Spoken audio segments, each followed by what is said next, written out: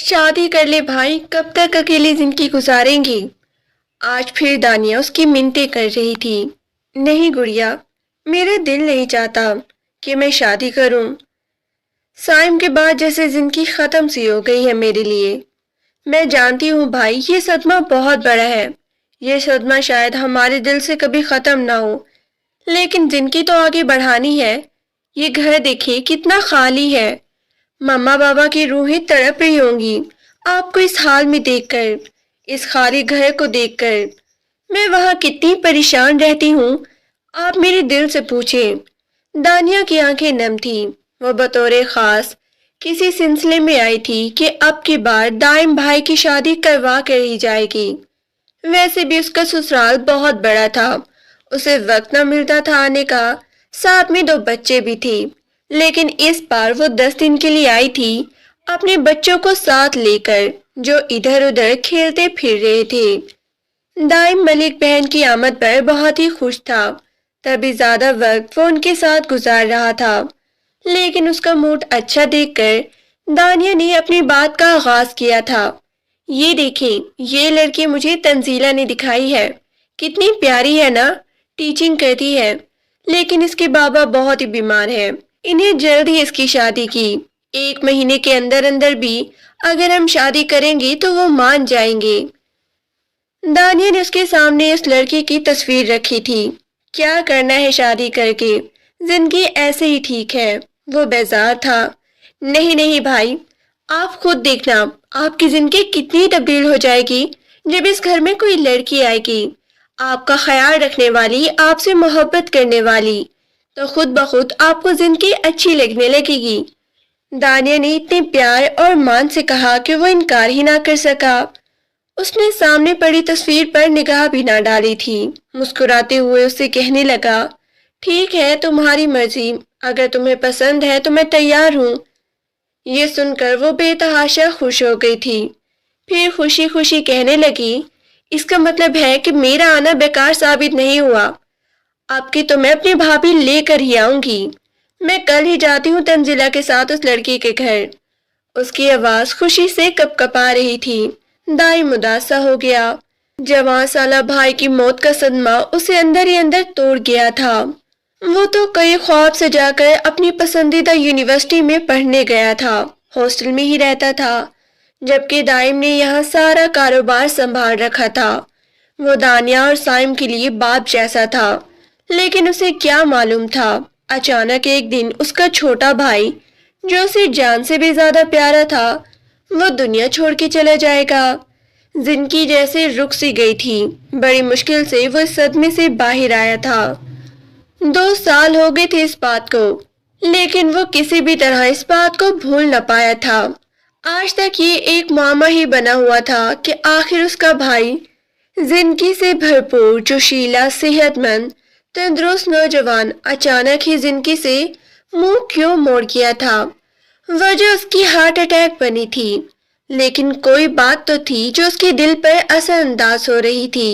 کافی time تک دائم نے اس بات کی کھوج لگانے کی کوشش کی، اس کے دوستوں سے رابطہ کیا، لیکن اسے کوئی بھی بات پتہ نہ چل سکی تھی۔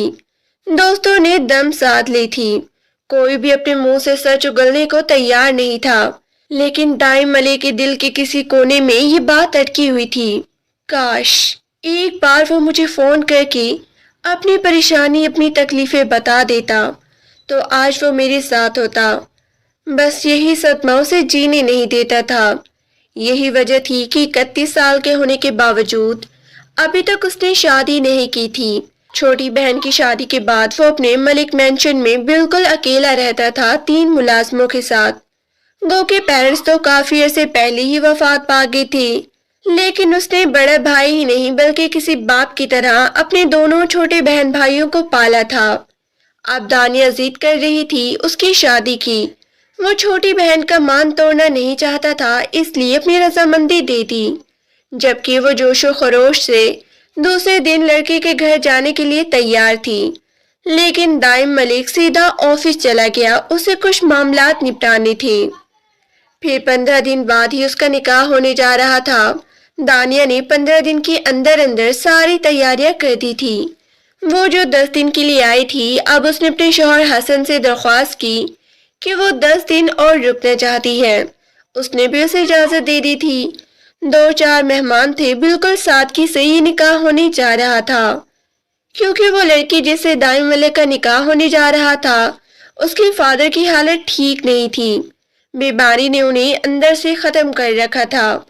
دائم ملک سنجیدہ اسپاٹ چہرہ لیے ان کے گھر میں موجود تھا۔ چند لمحے پہلے اس کا نکاح انوشا رحمان سے ہوا تھا، لیکن تبھی کوئی نازک وجود اس کے برابر میں لا کر بٹھا دیا گیا۔ گولڈن کلر کا سمپل سلک کی سوٹ پہنے اور گینزا کا دوپٹہ جو سر پر بڑی مشکل سے ٹکایا گیا تھا، سیاہ بال پشت پر بکھرے تھے، ہاتھوں میں میرون کلر کی چوڑیاں اور نازک ہتھیلیوں پر سادہ سی مہندی سجائی گئی تھی۔ خوشبو میں بسا موجود دائم ملک کے برابر میں آ کر بیٹھا تو اس کے احساس جیسے ایک دم ہی بدل گئے تھے۔ ایک دم دل میں خیال آیا کہ نگاہ اٹھا کر وہ مقابل بیٹھی اپنی ہمسفر کو دیکھے، لیکن سب کے سامنے اسے اچھا نہیں لگا۔ انوشا خود بلا کے نروس ہو رہی تھی۔ اس نے دانیہ سے پہلے ہی کہہ دیا تھا کہ وہ اس کے لیے کوئی میچور اور ذمہ دار قسم کی لڑکی دیکھے جو اس گھر کو سنبھال لے۔ اسے اوٹ پٹانگ اچھلنے کودنے والی لڑکیوں سے سخت چڑ تھی، لیکن سہاگ رات میں جیسے اس نے انوشا کو دیکھا تو وہ حیران رہ گیا۔ وہ سمجھ رہا تھا کہ اس کی ہونے والی بیوی کم از کم 27-28 سال کی تو ہوگی، جو اس کی ہم مزاج ہم عمر، لیکن سامنے بیٹھی لڑکی بامشکل 20-21 سال کی تھی۔ معصومیت اور خوبصورتی نے اس کے چہرے کا گھیراؤ کر رکھا تھا، جیسے وہ حد سے زیادہ کنفیوز اور نروس لگ رہی تھی۔ اس کا کامتا وجود بتا رہا تھا کہ وہ اندر سے کتنی گھبرائی ہوئی ہے۔ دانیہ نے اسے بتایا ہوا تھا کہ وہ ٹیچنگ کرتی ہے، کیا میٹرک پاس ٹیچر تھی؟ یہی سوچ میں پڑ گیا، لیکن اس وقت یہ سوال جواب کرنے کا وقت نہیں تھا۔ اس نے جیسے ہی دانیہ کا ہاتھ تھاما، اس کی ہتھیلیاں پسینے سے گیلی ہوئی پڑی تھی۔ آپ اتنا نروس کیوں ہو رہی ہیں؟ ریلیکس ہو جائے، دائم نے نرمی سے اسے کہا تھا، جبکہ انوشا نے گردن بھی نہ اٹھائی۔ شاید اجنبیت اور نئے رشتے کا احساس اسے گھبراہٹ میں مبتلا کر رہا تھا۔ ریلیکس ہو جائے، آپ کپڑے تبدیل کر لیں، یہ کہہ کر وہ اٹھ گیا تھا تو انوشا بھی اپنے اعصاب ڈھیلے چھوڑ دیے۔ وہ خود چینج کرنا چاہ رہی تھی، اسے یہ کپڑے بری طرح چبھ رہے تھے۔ کپڑے تبدیل کر کے آئی تو خدا کا شکر ادا کیا دائم کمرے میں نہیں تھے۔ در حقیقت وہ اس کے رعب دار شخصیت کے سحر میں تھی۔ نہ سر پہ ماں تھی اور نہ ہی کوئی بڑی بہن جو اسے یہ سارے معاملات سمجھاتی۔ ساری زندگی وہ مردوں سے بچ بچ کر چلی تھی، کبھی کوئی اس کے اتنے نزدیک نہیں آیا، لیکن دائم اس کا شوہر تھا۔ جیسے ہی وہ اس کے قریب آیا تو اس کا گھبرانا شرمانا فطری تھا۔ تھوڑی دیر بعد وہ اندر آیا تو اس کے ہاتھ میں جو اس کا گلاس تھا، جو غالباً وہ انوشا کے لیے لے کر آیا تھا، یہ پی لیجیے، آپ کی گھبراہٹ تھوڑی کم ہو جائے گی۔ اس کی آواز میں نرمی تھی۔ سر جھکائے انوشا نے وہ گلاس تھام لیا تھا، پھر گھونٹ گھونٹ اسے اپنے حلق میں اتارنے لگی۔ سمپل سا گلابی رنگ کے جوڑے میں وہ بلا کی خوبصورت لگ رہی تھی۔ روشن چمکدار آنکھیں، لمبی پلکیں جو اٹھنے کا نام ہی نہیں لے رہی تھی۔ دائم اسے دلچسپی سے دیکھ رہا تھا۔ لڑکیوں سے دور بھاگنے والا آج اس لڑکی کی اپنی زندگی میں آمد پر اندر سے خوشی محسوس کر رہا تھا۔ آپ کی ایجوکیشن کتنی ہے؟ سہاگ رات میں اسے یہ سوال پوچھنا تو نہیں چاہیے تھا، لیکن وہ جاننا چاہتا تھا کہ یہ لڑکی کتنی پڑھی لکھی ہے۔ وہ معصومیت سے کہنے لگی، جی ماسٹر کر رکھا ہے میں نے۔ اس کی آواز بڑی ہی دھیمی اور خوبصورت تھی۔ اچھا، لیکن آپ تو بہت ہی کم عمر لگ رہی ہیں، غالباً ٹیچنگ کرتی رہی ہے۔ وہ اسے ریلیکس کرنے کے لیے عام گفتگو کر رہا تھا۔ جی اتنی بھی کم نہیں ہوں، 25 سال کی ہوں۔ وہ انگلیاں چٹکا رہی تھی۔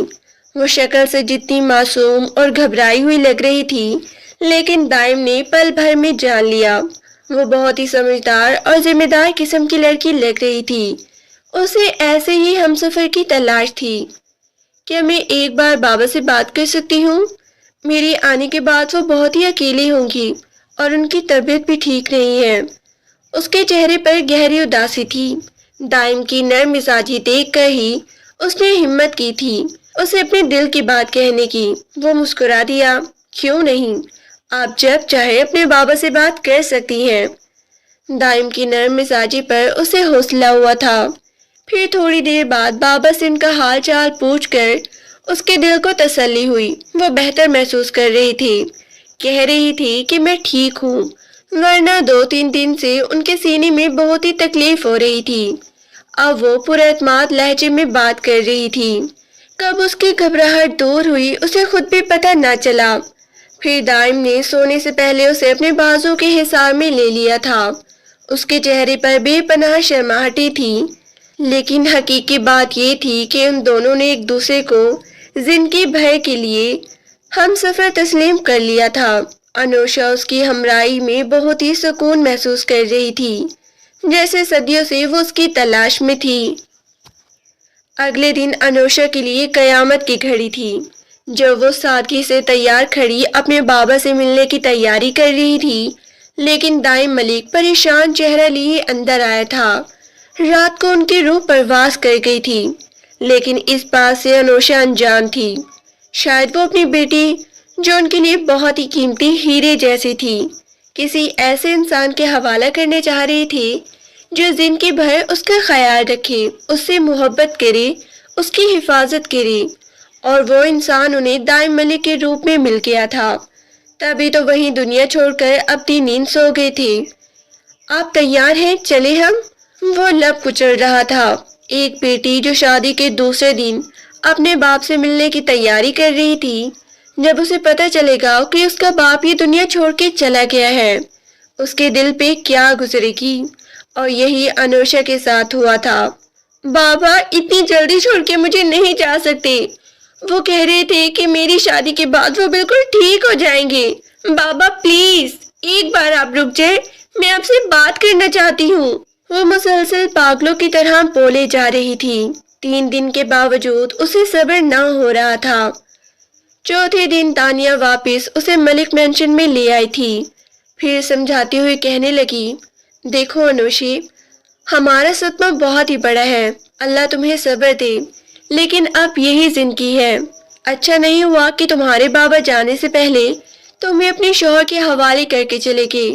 کم سے کم تم اس گھر میں بالکل محفوظ ہو، اس بات پر اللہ کا شکر ادا کرو۔ اور پھر ایک دن تو ہر انسان نے اس دنیا سے چلے جانا ہے۔ کافی دن بعد اس کا دل اس صدمے سے باہر آیا تھا، لیکن جیسے پھر پوری کائنات اس کے لیے دائم ملک بن گیا تھا۔ جیسے ہی وہ آفس سے گھر آتا اس کے چہرے پر رونقیں بکھر جاتی۔ گھڑی کی سوئیاں 4 بجاتی تو ایک ایک لمحہ انگلیوں پر گن گن کے کاٹتی۔ پھر تھوڑی دیر بعد جیسے ہی اس کی گاڑی کی آواز آتی تو اس کا دل دھڑکنے لگتا، وہ کسی ننھے بچے کی طرح خوش ہو جاتی تھی۔ دائم کو دیکھ کر اس کے چہرے پر سرخی چھا جاتی۔ آج وہ آفس سے گھر آیا اسے دیکھ کر حیران رہ گیا تھا۔ ان کی شادی کو 1.5 مہینہ ہو گیا تھا۔ خوبصورت گرین مہندی کلر کا سوٹ پہنے وہ کسی اپسرا سے کم نہیں لگ رہی تھی۔ آج بڑے دن بعد وہ پورے دل سے تیار ہوئی تھی۔ دائم نے اسے گہری نظروں سے دیکھا تو وہ انگلی چٹکانے لگی۔ ابھی تک اس کی شرماہٹ کم نہ ہوئی تھی۔ وہ لاؤنج میں بیٹھا تھا جبکہ وہ سامنے صوفے پہ بیٹھ گئی۔ بظاہر نظر ٹی وی پر تھی، لیکن دل اس کے آنے پر خوشی محسوس کر رہا تھا۔ تبھی دائم نے اسے بڑے پیار سے پکارا تھا، وہاں کیوں بیٹھی ہو، یہاں ہو میرے پاس۔ اس نے اپنے قریب آنے کو کہا تو انوشا کا دل دھڑکنے لگا۔ وہ اس کے پاس آ کر بیٹھ گئی تھی۔ بہت ہی اچھی لگ رہی ہو۔ دائم کی تعریف پر اس کا دل دھڑکنے لگا تھا۔ جی تھینک یو، آج باہر کھانا کھانا چلتے ہیں۔ جی ٹھیک ہے، جیسے آپ کی مرضی۔ وہ مسکرا دیا۔ اب تم تیار ہو، اتنا اچھا لگ رہا ہے، دل چاہ رہا ہے کہ تمہارے ساتھ بہت ہی اچھا ٹائم سپینڈ کروں۔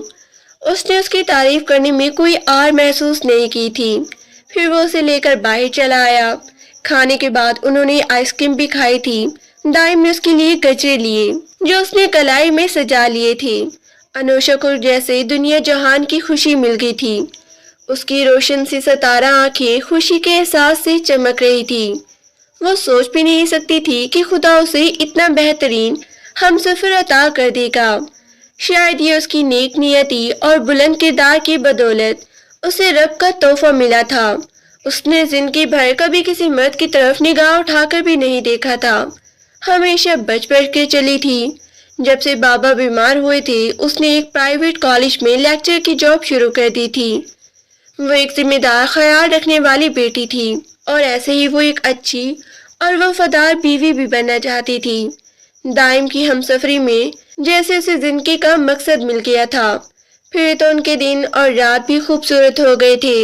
دائم نے دیکھا وہ ہنستی تو اس کے گال پر پڑنے والا ننھا سا ڈمپل اس کی خوبصورتی میں چار چاند لگا دیتا۔ لیکن ایک دن اسے دائم کی الماری سے ان کے خاندانی تصویر کا ایک البم ملا تھا۔ وہ ابھی اس کی زندگی کی نئی مہمان تھی، اسے کچھ پتہ نہیں تھا، لیکن جیسے اس نے تصویر کھولی ایک لڑکے کو دیکھ کر وہ چونک گئی تھی۔ تبھی دائم کمرے میں آیا تھا لیکن اس کے چہرے پر اداسی چھا گئی تھی۔ اس البم کو دیکھنے کی وہ ہمت نہیں کرتا تھا کیونکہ اپنے خاندان کے کئی لوگوں کو کھونے کے بعد ہونے کے بعد وہ ایک عجیب سی اداسی کے گہراؤں میں اتر جاتا۔ لیکن انوشی ایک تصویر پر ہاتھ رکھ کر اسے پوچھ رہی تھی، یہ نوجوان کون ہے؟ دائم کے چہرے پر اداسی چھا گئی تھی۔ یہ سائم ملک بھائی ہے میرا چھوٹا، لیکن اب وہ یہ دنیا چھوڑ کے چلا گیا ہے۔ دائم کی آواز میں گہری اداسی تھی، غم اس کی آنکھوں سے چلک رہا تھا۔ انوشا حیران تھی، یقین نہیں آتا تھا یہ تو میرے ساتھ یونیورسٹی میں پڑھتی تھی۔ یہ سن کر وہ حیران رہ گیا تھا۔ سچ کہہ رہی ہو، تم جانتی ہو میرے بھائی کو؟ انوشا نے ہاں میں سر ہلایا تھا۔ جی ہاں، ہمارے ہی ڈپارٹمنٹ میں ہوتے تھے۔ اس کے چہرے پر بلا کی حیرانی اور عجیب سا تجسس تھا۔ یقین نہیں آ رہا کہ یہ دنیا سے چلے گئے ہیں۔ مجھے افسوس ہے، شاید مجھے یہ البم نکالنا ہی نہیں چاہیے تھا۔ اس نے جلدی سے البم بند کر کے دوبارہ الماری میں رکھ دیا۔ وہ دائم کو کبھی بھی کسی الجھن یا تکلیف میں نہیں دیکھ سکتی تھی۔ چھوٹے بھائی کی کھونے کی تکلیف کیا ہوتی ہے بہت ہی اچھے سے سمجھ سکتی تھی، لیکن وہ بہت ہی اداس ہو گیا تھا۔ نہ جانے کیوں میرا بھائی اتنی جلدی یہ دنیا چھوڑ کے چلا گیا۔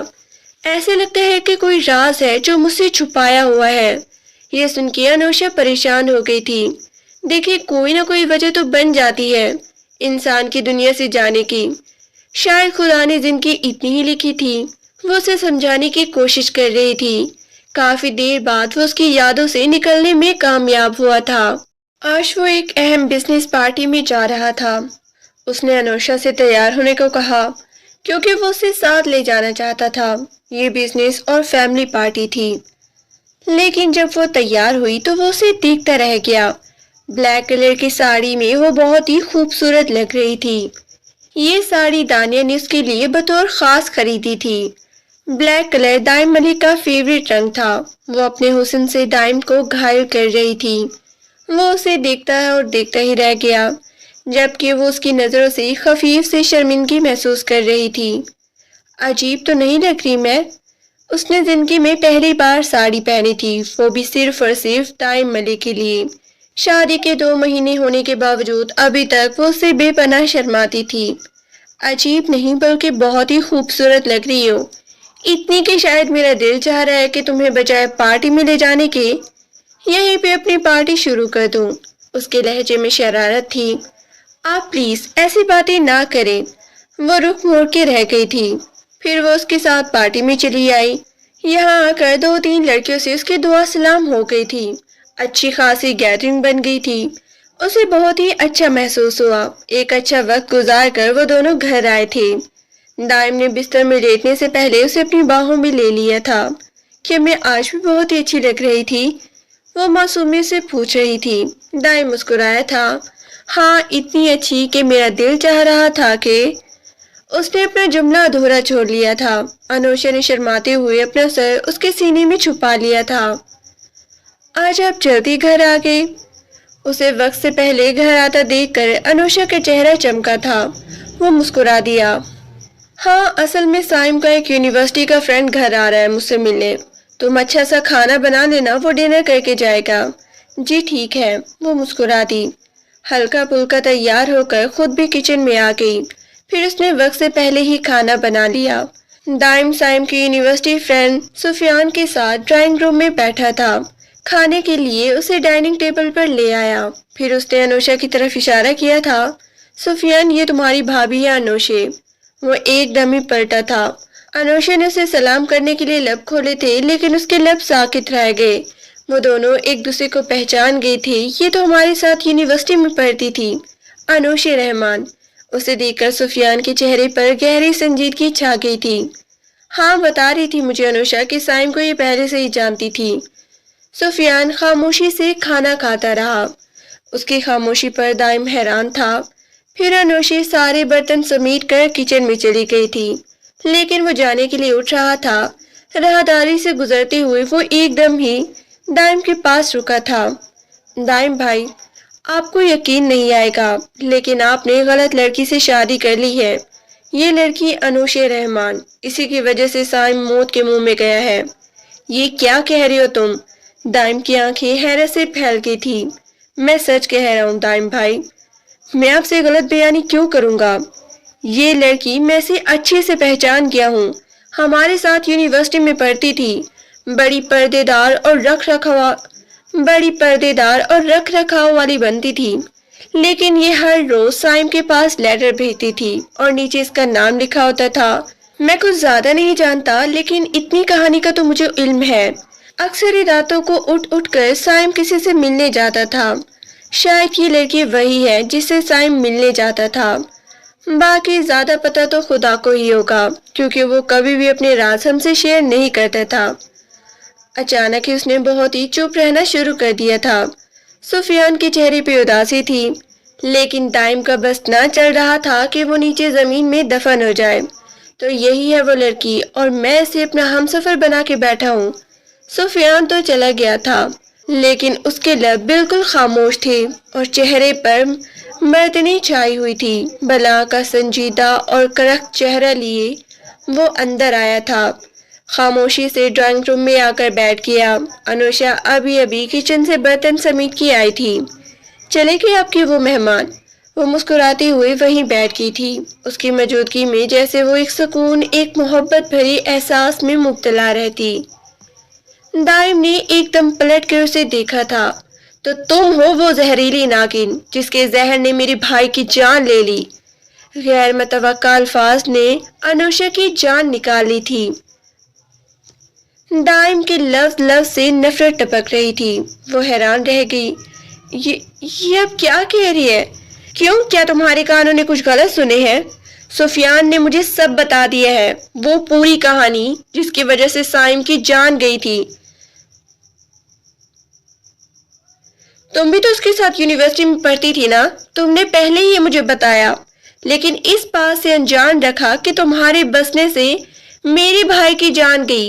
وہ اس احساس میں مبتلا ہو گیا، شاید تم نے اس کے ساتھ کوئی بے وفائی کی ہوگی۔ بے شک تم ایک زہریلی ناگن ہو، خوبصورت بلا جو کسی کو بھی مار سکتی ہو۔ دائم کا بس نہ چل رہا تھا کہ وہ اس لڑکی کو دھکے دے کر گھر سے نکال دے۔ 2 سالوں سے وہ جس لڑکی کو تلاش کرتا پھر رہا تھا، بالآخر اس کا پتہ چل گیا تھا، لیکن وہ کوئی اور نہیں بلکہ اس کی اپنی بیوی تھی۔ انوشا کا چہرہ دھواں ہو رہا تھا۔ بمشکل اس کے حلق سے آواز نکلی تھی، آپ کو غلط فہمی ہوئی ہے، میں وہ لڑکی نہیں ہوں۔ میں سائم کو جانتی ضرور تھی اس حوالے سے کہ وہ اس یونیورسٹی میں پڑھتا تھا جہاں پر میں پڑھتی تھی، لیکن میں اس سے زیادہ… خاموش، ایک لفظ مت کہو، بس میں تمہیں اپنے ساتھ نہیں رکھنا چاہتا۔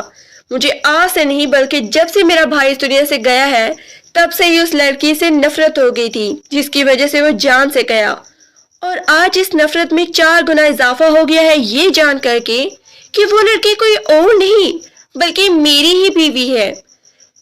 تمہاری بھلائی اسی میں ہے کہ تم یہاں سے چلی جاؤ۔ آنسو ٹوٹ کر انوشا کی آنکھوں سے گر رہی تھی۔ یہ آپ کیا کہہ رہے ہیں؟ میں چلی جاؤں یہاں سے جبکہ میرا کوئی قصور بھی نہیں ہے؟ آپ کو کیسے یقین دلاؤں کہ میں وہ لڑکی نہیں ہوں؟ اس لڑکی سفیان نے آپ سے غلط بیانی کی ہے۔ وہ لب کاٹ رہی تھی، اس کا چہرہ بے پناہ سرخ ہو رہا تھا۔ دائم نے نفرت سے منہ پھیر لیا۔ پلک جھپکتے میں اس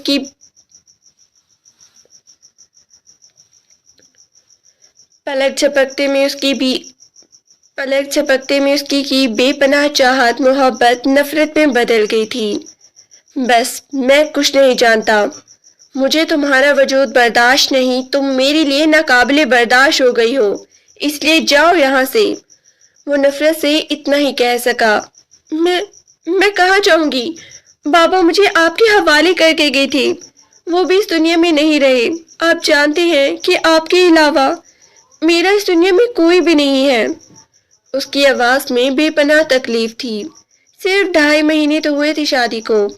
ہنستی مسکراتی زندگی کو اچانک ہی نظر لگ گئی تھی، جیسے وہ جو گلابی رنگ کے کپڑے پہنے کسی تازہ گلاب کی طرح نظر آ رہی تھی، ایک دم ہی مرجھائی ہوئی کلی بن گئی تھی۔ دائم کے اس نفرت بھرے رویے نے اسے پلک جھپکتے میں توڑ دیا تھا، لیکن وہ کچھ سننا نہیں چاہتا تھا۔ اسے یوں ہی روتا ہوا چھوڑ کر بیڈ روم میں چلا گیا۔ انوشا کے اندر اتنی ہمت نہیں تھی کہ وہ اٹھ کر بیڈ روم میں چلی جاتی اس کے پاس۔ ابھی اس نے چند لمحے پہلے ہی تو اپنی نفرت کا اظہار کیا تھا، اسے گھر سے جانے کے لیے کہا تھا۔ نہ جانے کتنے گھنٹے گزرے، دائم کمرے میں آ کر سونے کی کوشش کر رہا تھا، لیکن یہ سچائی جاننے کے بعد بھلا اسے نیند کہاں آتی؟ غصے میں دل ہی دل میں آتا وہ لاش میں آ گیا تھا، لیکن وہ اوندھے منہ نیچے کارپٹ پہ پڑی تھی۔ اس کے سیاہ بال بکھرے ہوئے تھی، وہ کچھ پریشان سا ہو گیا۔ مکمل بے ہوشی کی کیفیت میں اس کے منہ سے جھاگ نکل رہی تھی۔ بامشکل اسے ہوش دلانے کی کوشش کی، پانی کی چھینٹیں مار کر تو تھوڑا پانی پلا کر، لیکن اس کے منہ سے بس یہی الفاظ نکل رہے تھے، میں سچ کہہ رہی ہوں، میں وہ لڑکی نہیں ہوں، آپ مجھ سے نفرت نہ کریں، مجھے گھر سے نہ نکالیں، آپ کے علاوہ میرے اس دنیا میں کوئی بھی نہیں ہے۔ اس کے لب پھڑپڑائے جا رہے تھے، وہ غصے سے لب بھیج کے رہ گیا۔ تھوڑی دیر بعد اسے لے کر ڈاکٹر کے پاس جا رہا تھا، لیکن ڈاکٹر کی کہی ہوئی بات نے اس کے ہوش اڑا دیے تھے، وہ بھی اس وقت جب ان دونوں کے درمیان نفرت کی ایک بڑی دیوار قائم ہو گئی تھی۔ آپ کی بیوی پریگننٹ ہے، 6 ویک بچہ بالکل ٹھیک ہے، دھڑکن بھی بننے کے قریب ہے، مبارک ہو، آپ پیرنٹس بننے والے ہیں۔ وہ خاموش رہا، جبکہ انوشا بے بسی سے سر جھکائے بیٹھی تھی۔ میں سچ کہہ رہی ہوں، میں وہ لڑکی نہیں ہوں۔ گاڑی میں بیٹھتے ہی وہ ایک بار پھر اس کے سامنے گر گڑانے لگی۔ خاموش ہو جاؤ، میں اس موضوع پر کوئی بات نہیں کرنا چاہتا۔ وہ افسردہ چہرہ لیے کھڑکی سے اس پار دیکھنے لگی، لیکن آنسو مسلسل بہہ رہے تھے۔ گھر پہنچتے ہی وہ اسے حقارت بھرے لہجے میں کہنے لگا، یہ مت سمجھنا کہ اس خبر کے سننے کے بعد میں تمہیں معاف کر دوں گا، تم میری بھائی کی موت کی ذمہ دار ہو۔ اگر اس بچے کا معاملہ نہ ہوتا تو میں ابھی اسی وقت تمہیں گھر سے نکال دیتا، لیکن اس بچے کے پیدا ہونے تک تم اس گھر میں رہ سکتی ہو، لیکن میرا تم سے کوئی تعلق نہیں ہوگا، 2 اجنبیوں کی طرح رہیں گے ہم اس گھر میں۔ انوشا روتے ہوئے اسے دیکھے جا رہی تھی، لیکن وہ سرد لہجے میں کہتا کروٹ بدل کر سو گیا، جبکہ وہ کتنی دیر تک جاگتی رہی تھی۔ پھر جیسے سب کچھ بدل گیا تھا۔ انوشا کی زندگی جو کسی بہار کی طرح تھی، اچانک ہی خزاں کی لپیٹ میں آ گئی۔ مجھے پل پل اس کا خیال آتا ہے، اسے دیکھ کر مسکراتا تھا، اس کی تعریف کرتا تھا۔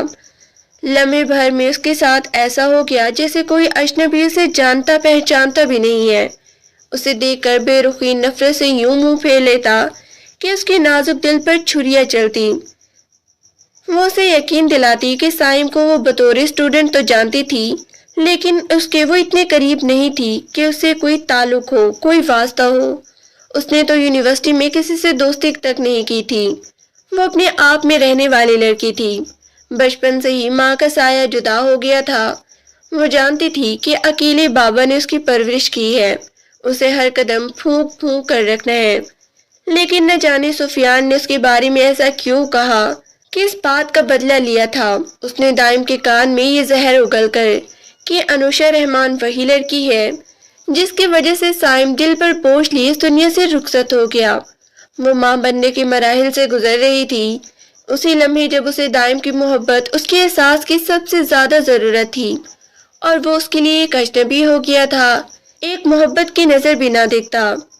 ایک محبت کی نظر دیکھنا تو دور کی بات، وہ اسے بات تک نہیں کرتا تھا اور وہ اسے بات کرنے کو ترس جاتی تھی۔ ابھی بھی لاؤنج میں خاموشی اور اکیلی بیٹھی تھی، جبکہ دائم باہر لان میں بیٹھا تھا، اپنے وجود، اپنی روح پر بوجھ لیے وہ چپ چاپ اس کی بے رخی برداشت کر رہی تھی۔ دانیہ کو اس کی پریگنینسی کا پتہ چلا تو وہ بے تحاشا خوش ہوئی تھی۔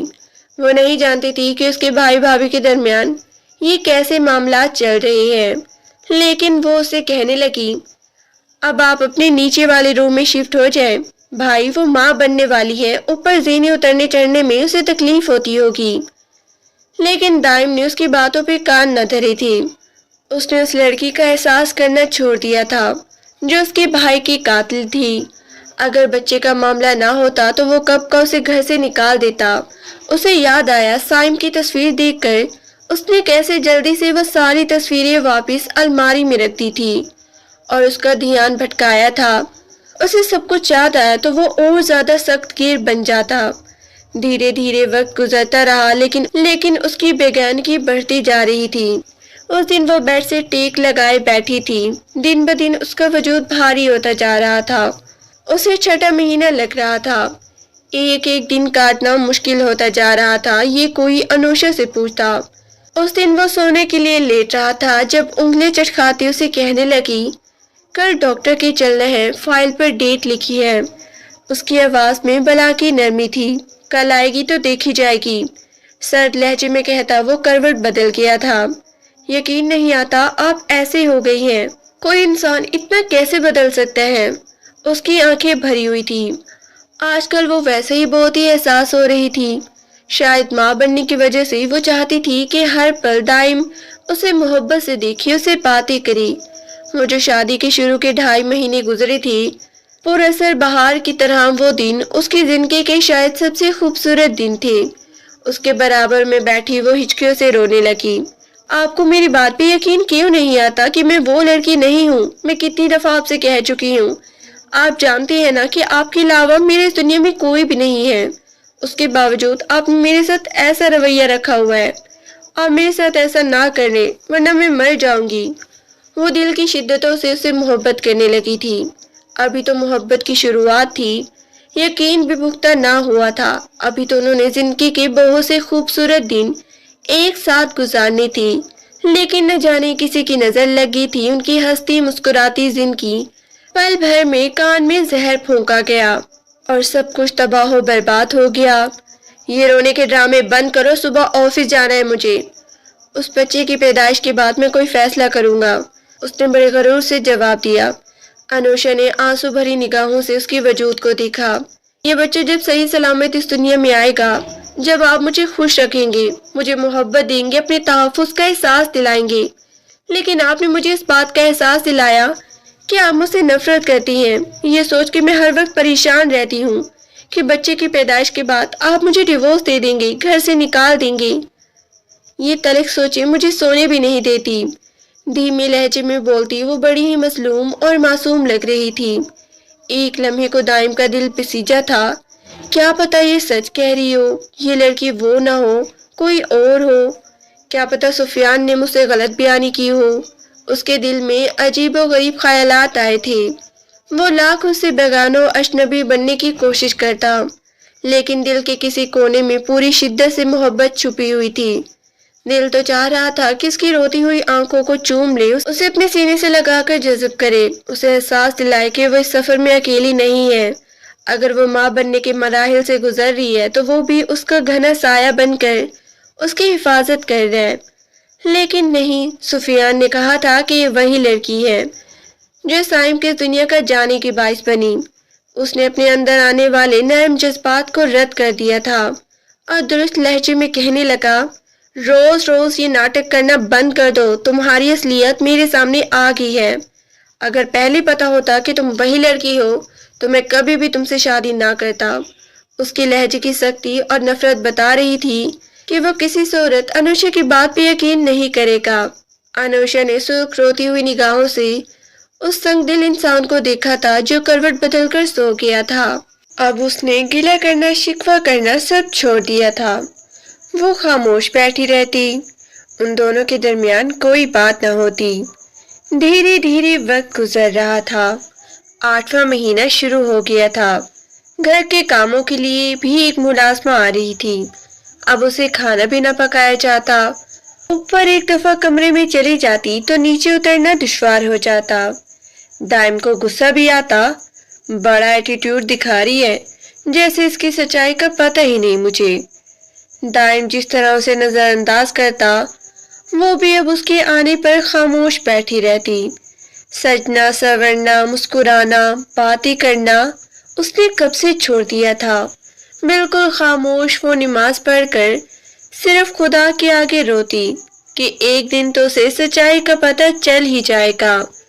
लेकिन वो नहीं जानती थी कि उसकी आजमाइश खत्म होने वाली है। जब एक दिन दाइम को उसने बैग पैक करते हुए देखा था। एक बहुत ही जरूरी मीटिंग के सिलसिले में मुझे दूसरे शहर जाना पड़ रहा है। जाते जाते वो पलटा था। मैंने हमीदा से कह दिया है, वो आ जाएगी तुम्हारे पास रात को रुकने के लिए। दाइम के कहने पर भी वो कुछ न बोली थी, बस खामोश से ही लेटी रही। आजकल वैसे ही उसकी तबीयत ठीक नहीं थी।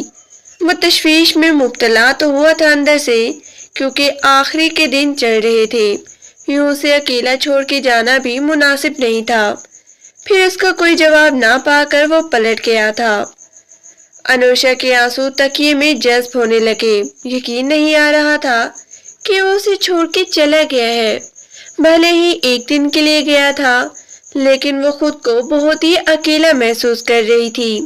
वो चला गया था, वो बहुत ही उदासी में गिर गई। वहां जाने के बाद दाइम बिजनेस मीटिंग में मसरूफ रहा, लेकिन अचानक एक मॉल से गुजरती हुई उसकी मुलाकात सुफियान से हो गई। वो उसे देखकर खुश हुआ था। कैसे हैं आप दाइम भाई? वो भी मुस्कुरा दिया। तभी थोड़ी देर बातें करने के बाद वो उससे कहने लगा, दाइम भाई, दरअसल मुझे आपसे किसी को मिलवाना है। वो लड़की है जो आपसे मिलना चाहती है। वो भी हैरान थी कि कौन लड़की है जो उससे मिलना चाहती है। यहाँ शहर में वो किसी लड़की को नहीं जानता था। लेकिन थोड़ी देर बाद दाइम ने फोन करके किसी को वहां आने का कहा था। वो लड़की दाइम के सामने बैठी थी, जो उसके लिए अजनबी थी। वो नहीं जानता था कि ये लड़की उससे क्यों मिलना चाहती है। वो लड़की बहुत ही परेशान लग रही थी। फिर लब काटते हुए दाइम से कहने लगी, मैं आपसे माफी मांगना चाहती हूँ साइम के हवाले से।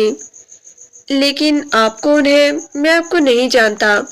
सुफियान खामोश बैठा था। तभी वो लड़की खुद ही कहने लगी, मेरा नाम अनुषा रहमान है। दरअसल मैं उसकी यूनिवर्सिटी में पढ़ती थी, लेकिन मैं नहीं जानती थी कि वो इतनी जल्दी दुनिया से चला जाएगा। अनुषा रहमान। दाइम हैरान हुआ था। सुफियान सर झुकाकर कहने लगा, दाइम भाई, दरअसल ये अनुषा रहमान है। मैं भी पहले इसे ही साइन की मौत का जिम्मेदार समझता था, लेकिन इसने मुझे खुद हकीकत बताई तो मुझे इस पर यकीन आया। अब आप प्लीज इस पर शक ना करें। वो हैरान था। हैरत भरी नजरों से सुफियान को देखते हुए कहने लगा, लेकिन तुमने तो कहा था कि वो लड़की जो मेरी जोजा है वो अनुषा रहमान है, तो अब ये कौन है? सुफियान शर्मिंदगी से कहने लगा, वो दरअसल मुझे उस दिन गलत फहमी हो गई थी। दरअसल हमारी यूनिवर्सिटी में 2 लड़कियां पढ़ती थी, लेकिन उस लड़की ने खुद मुझसे मुलाकात की जो आपके सामने बैठी है। यही आपको पूरी बात बताएगी। उसे सुफियान पर शदीद गुस्सा आया था। वो उससे कहना चाहता था कि उसकी छोटी सी गलतफहमी ने उसकी पूरी जिंदगी बर्बाद कर दी। न सिर्फ उसकी बल्कि उस लड़की की भी जो उसकी बीवी के रूप में उसके घर में मौजूद है, माँ बनने के मराहिल से गुजर रही है, और वो इस गलतफहमी में मुब्तला उस इंसानियत से गिरा हुआ सलूक कर चुका है। वो अजीब शर्मसारी में गुस्से से उस लड़के को देख रहा था। उसे सुफियान पर भी शदीद गुस्सा था। फिर वो लड़की कहने लगी, दरअसल जब साइम हॉस्टल में रहता था तो वो मुझे अच्छा लगने लगा। आने जाने में उससे कब मोहब्बत कर बैठी मुझे पता ही ना चला। میں چپکے چپکے اسے خط لکھتی تھی بنا کسی کو بتائے۔ ہر خط پڑھنے کے بعد وہ مجھے تلاش کرتا، لیکن میں نے اسے اپنا نام نہیں بتایا تھا۔ لیکن میں نے اس کے سامنے ایک شرط رکھی تھی کہ جو لڑکا یونیورسٹی میں ٹاپ کرے گا میں اس کے سامنے آؤں گی، بتاؤں گی کہ آخر میں کون ہوں۔ میں نے یہ ایک سسپینس رکھا تھا، لیکن مجھے معلوم نہیں تھا کہ وہ اتنی جلدی دنیا چھوڑ کے چلا جائے گا۔ اب میری وجہ سے خود کو غلط فہمی میں مبتلا نہ کرے۔ شاید اس کی زندگی اتنی ہی تھی، لیکن میں نہیں جانتی تھی کہ وہ دنیا چھوڑ کے کیوں گیا ہے یا اس کی وجہ کیا بنی۔ سفیان کہنے لگا، کئی خط ملے تھے اس کے کمرے سے، لیکن ایک خط میں لڑکی کا نام لکھا ہوا تھا، انوش رحمان۔ تبھی ہمیں شک ہوا تھا، اسی وجہ سے سائم ڈپریشن میں تھا، لیکن بعد میں پتا چلا کہ اسے ایکسرسائز کا جنون تھا۔ اس رات بھی اس نے 3-4 گھنٹے جم میں ایکسرسائز کی تھی۔ آپ خود کو گلٹ کرنا چھوڑ دے دائم بھائی، بس اللہ کو یہی منظور تھا کہ وہ ہماری زندگی سے اتنی جلدی چلا گیا۔ میں نے جب انوشا کو بتایا کہ اس کے گھر والے یعنی اس کا بڑا بھائی یہ سمجھتا ہے کہ کسی لڑکی کی وجہ سے وہ اس دنیا سے گیا ہے، تبھی اس نے آپ سے ملاقات کرنے کا فیصلہ کیا تھا۔ دائم خاموش تھا۔ 2 سال پہلے اس کے دل پر یہ زخم لگا تھا، لیکن آج جیسے سب سچائی سامنے آ گئی تھی۔ مجھے آپ سے کوئی گلہ نہیں ہے مس انوش رحمان، لیکن سفیان کی غلط فہمی، غلط بیانی کی وجہ سے میری زندگی برباد ہوتی ہوتی رہ گئی۔ میری بیوی جو ماں بننے والی ہے، مجھے ایسے لگا سفیان کی باتوں سے کہ اسی کی وجہ سے سائم اس دنیا سے گیا ہے، لیکن میں نہیں جانتا تھا کہ وہ لڑکی وہ نہیں بلکہ تم ہو۔ دائم کے لہجے میں غصہ تھا تو سفیان شرمندگی سے کہنے لگا، جی پہلے مجھے بھی یہ بات معلوم نہیں تھی کہ اس نام کی ہماری یونیورسٹی میں 2 لڑکیاں پڑھتی تھی۔ شاید یہ ساری غلط فہمی اسی وجہ سے ہوئی۔ اس کے لہجے میں شرمندگی تھی، لیکن دائم مسلسل ایک بڑی شرمندگی میں گرفتار تھا۔ اس کا بس نہیں چل رہا تھا کہ ابھی اسی وقت وہ انوشا کے پاس پہنچ جائے۔ اس کے انوشا جو کئی دفعہ اس کے سامنے گڑ گڑا کر رو چکی تھی، بار بار کہتی کہ وہ لڑکی میں نہیں ہوں، آپ میرا یقین کریں، کسی نے آپ سے غلط بیانی کی ہے، لیکن وہ اس کا یقین نہیں کرتا تھا۔ اب تو وہ بالکل خاموش ہو کے رہ گئی تھی۔ پہلی فرصت میں وہ گھر پہنچنا چاہتا تھا۔ وہ اداس سی لاؤنج میں بیٹھی تھی، لیکن دائم سوچ رہا تھا کہ وہ اسے معاف نہیں کرے گی۔ اس کے آنے پر بھی نہیں پلٹی، بلکہ ایسے ہی بیٹھی رہی۔ وہ خود ہی کمرے میں آیا، کپڑے تبدیل کیے، فریش ہوا اور پھر اس کے پاس چلا آیا۔ کیوں بیٹھی ہو ٹھنڈ میں؟ چلو اندر۔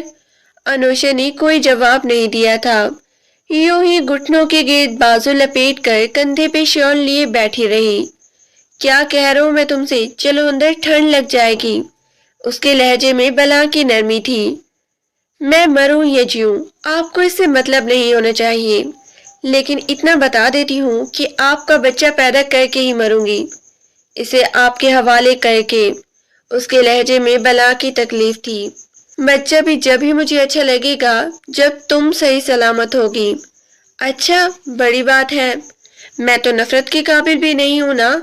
آپ کے بھائی کی قاتل، آپ مجھے جیل بھجوا دے، اس سے تو بہتر ہی ہے، کیونکہ یہ گھر میرے لیے اب کسی جہنم سے کم نہیں، جہاں پل پل مجھے آپ کی نفرت کا عذاب سہنا پڑ رہا ہے۔ اس کے ہونٹ خشک ہو رہے تھے، آنکھوں کے گرد ہلکے، چہرے پر کمزوری، یہ سب اسی کی وجہ سے ہوا تھا۔ دائم نئے سرے سے شرمندگی میں مبتلا ہونے لگا۔ اس کا بس نہیں چل رہا تھا کہ اسے اپنی باہوں میں اٹھا کر وہ کمرے میں لے جائے۔ چلو شاباش، ضد مت کرو۔ وہ جیسے ہی اسے چھونے کے لیے آگے بڑھا، انوشا حیران تھی۔ اچھا، آج اتنی ہمدردی کا ڈرامہ کیوں؟ کیا اب میں نفرت کے قابل نہیں ہوں؟ دائم نے اس کا چہرہ دونوں ہاتھوں میں لے لیا تھا، پھر جھک کر اس کی پیشانی چوم لی۔ وہ ایک دم ہی پیچھے ہوئی تھی۔ چھوڑ دیجیے مجھے، اپنے لمس کی عادت نہ ڈالیے، پھر ایسے ہی جھٹک دیں گے اپنے وجود سے جیسے کوئی کسی زہریلے جانور کو جھٹکتا ہے۔ اس کی آنکھوں میں آنسو بہ رہے تھے۔ دائم نے بڑے پیار سے اس کی آنکھوں سے آنسو صاف کیے تھے۔ معاف کر دو مجھے، بس یہی کہہ سکتا ہوں۔ اور میرے پاس الفاظ نہیں ہے۔ اس کی نظریں جھکی ہوئی تھی۔ انوشا حیران رہ گئی، پھر تلخی سے کہنے لگی، سمجھ نہیں آ رہی کہ اس شہر میں جا کر ایسا کیا موزہ ہوا جو آپ کا رویہ بدل گیا؟ میں خوش شرمندہ ہوں تم سے، کہو گی تو ہر روز معافیا مانگتا رہوں گا، جب تک تم معاف نہیں کرو گی ایسا ہی جھکا رہوں گا۔ اب انوشی نے حیرت سے اسے دیکھا تھا، وہ حیران تھی کہ آخر ایسا کیا ہوا کہ اسے پل بھر میں اس کا یقین آ گیا تھا۔ چلو جلدی اندر چلو ورنہ میں تمہیں اٹھا کر لے جاؤں گا، لیکن آج کل ویسے ہی بہت ہی تم بھاری ہو رہی ہو۔ دائم کے کہنے پر اس نے خفیف سا ہو کر اپنے ارد گرد چادر لپیٹی تھی۔ رہنے دیجیے مجھے، آپ کی ہمدردی کی کوئی ضرورت نہیں۔ وہ ایک جھٹکے سے اٹھی، تیزی میں چلتے ایک ٹھوکر لگتے لگتے بچی تھی۔ دائم نے ایک دم ہی اسے اپنی باہوں میں لے لیا تھا، ورنہ شاید وہ زمین بوس ہو جاتی۔ وہ مچل کر اس کے باہوں سے نکلنا چاہتی تھی، لیکن اس کی گرفت مضبوط تھی۔ چھوڑ دیجیے مجھے، محبت کر کے پھر سے اپنی نفرت کا اظہار ہی کرنا ہے۔ میں پل پل جیوں گی، پل پل مروں گی، وعدہ کرتا ہوں اب ایسا کچھ نہیں ہوگا۔ اسے منانا بھی نہیں آ رہا تھا، لیکن انوشا اتنی جلدی ماننے والی نہیں تھی۔ چند لمحے اسے دیکھتی رہی، پھر غصے میں کمرے میں آ گئی، لیکن اس کی دھڑکنیں شور مچا رہی تھی۔ کیا سچ میں ہی یہ معجزہ ہو گیا ہے؟ انہیں میری سچائی کا یقین آ گیا ہے۔ بظاہر چہرے پر عجیب تاثرات تھے، لیکن دل اندر سے خوش تھا۔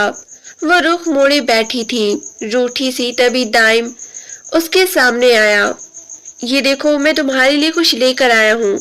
اس نے مخملی کیس سے وہ خوبصورت سا لاکٹ نکالا تھا۔ اب جب کہ اس کی ڈیلیوری میں صرف 1 مہینہ ہی باقی تھا، اس کے بدلتے رویے پر وہ حیران تھی۔ اس نے یہ دن، یہ مہینے کیسے گزارے تھے یہ سب وہی جانتی تھی، لیکن دائم شرمندگی کے حصار میں تھا۔ کاش اس دن سفیان اس کے سامنے وہ غلط بیانی نہ کرتا تو اس کی شادی شدہ خوبصورت زندگی یوں نفرتوں کا شکار نہ ہوتی۔ اس کی نرمی اور محبت پر بھی انوشا نے اپنے چہرے سے خوشی ظاہر نہ ہونے دی۔ وہ خاموشی سے اس کی گفٹ کو دیکھتی رہی، تبھی دائم آگے بڑھا تھا۔ پہنا دو تمہارے گلے میں اگر اجازت ہو تو۔ اس کی آنکھیں محبت کی بارش برسا رہی تھی، لیکن اس سے پیچھے ہٹی۔ جی نہیں، مجھے نہیں چاہیے آپ کا کوئی بھی گفٹ۔ آپ نے جو سلوک میرے ساتھ کیا ہے، اگر میری جگہ کوئی اور لڑکی ہوتی تو وہ کب کا یہ گھر چھوڑ کے چلی جاتی، لیکن میں مجبور تھی، اس وجہ سے کیونکہ میرا اس دنیا میں آپ کے علاوہ، میرے شوہر کے علاوہ میرا کوئی بھی نہیں تھا۔ ایسی حالت میں دنیا کی دھتکار کیسے برداشت کرتی؟ اس کی آنکھیں پانی برسانے لگی اور اندر کا سارا درد بھی۔ دائم نے اسے اپنے سینے سے لگا لیا تھا، وہ اس کے سینے سے لگی سسکیاں لے رہی تھی۔ دائم نے اس کی پیشانی چومی، اس کے اندر اپنے پیار کی ٹھنڈک اتار دی۔ آج ان آنکھوں میں آنسو ہے، لیکن آج کے بعد کوئی تکلیف، کوئی اذیت نہیں دوں گا، وعدہ ہے میرا تم سے۔ وہ کافی دیر تک روتی رہی، اپنے دل کا بوجھ ہلکا کرتی رہی۔ رونے کے بعد وہ خاموش تھی تو دائم مسکرا دیا۔ اب تو اجازت دے دو اسے پہنانے کی۔ انوشا نے اسے گھور کے دیکھا تھا، اب نخرے دکھانا اور غصہ کرنا اس کا حق بنتا تھا۔ آپ تو ایسے کہہ رہے ہیں جیسے آج ہماری سہاگ رات ہے۔ اس کا منہ بنا ہوا تھا، وہ مسکرا دیا۔ زندگی کی غلط فہمیاں، نفرتیں جو میں نے بلا وجہ اپنے دل میں پال رکھی تھی، ان سب کا خاتمہ ہو گیا ہے۔ یوں سمجھو کہ ہماری زندگی کی نئی شروعات ہے۔ آج کے بعد میں اپنی جان کو کبھی کسی دکھ، کبھی کسی تکلیف میں نہیں دیکھوں گا، اور نہ ہی اسے اپنی ذات سے کوئی اذیت پہنچاؤں گا۔ انوشا رحمان اسی موضوع کے انتظار میں تو تھی کہ کوئی تو دائم کو سچائی اور جھوٹ میں فرق سمجھا دے، کہ اس کے دل سے نفرتوں کے بادل چھوٹ جائے، اور ایسا ہی ہو گیا تھا۔ دائم نے بڑے پیار سے وہ گولڈ کا لاکٹ اس کے گلے میں پہنا دیا تھا۔ وہ محبت سے اسے دیکھ رہا تھا۔ انوشا نے غصے سے اسے دیکھا۔ میں اتنی جلدی معاف کرنے والی نہیں ہوں آپ کو۔ اچھا ٹھیک ہے، تھوڑے دنوں میں معاف کر دینا، لیکن بس مجھ سے بات کرنا، میری بات کا جواب تو ضرور دینا۔ اس نے اس کے دونوں ہاتھ تھام لیے تھے۔ مجھے بھی تو بتائیں کہ اتنی بڑی غلط فہمی دور کیسے ہوئی آپ کے دل سے؟ تم بالکل ٹھیک تھی۔ دائم نے محبت سے اس کے گال کو چھوا تھا۔ میری ہی آنکھوں پر پردہ تھا سفیان کی غلط بیانی کا۔ وہ دھیرے دھیرے اسے تفصیل بتانے لگا۔ وہ دائم کے کندھے پر سر رکھے لیٹی تھی۔ کتنا سکون تھا اس کے اندر۔ وہ اسے بہت ہی محبت کرنے لگی تھی۔ رب کی شکر گزار تھی جس نے اس کی محبت، اس کی چاہت واپس لوٹا دی تھی۔ اس کی آنکھوں میں بے پناہ چاہت دے کر دائم نے اس کی روشن پیشانی چوم لی تھی۔ دل سے غلط فہمیوں کے بادل ہٹے تو زندگی اور خوبصورت ہو گئی تھی۔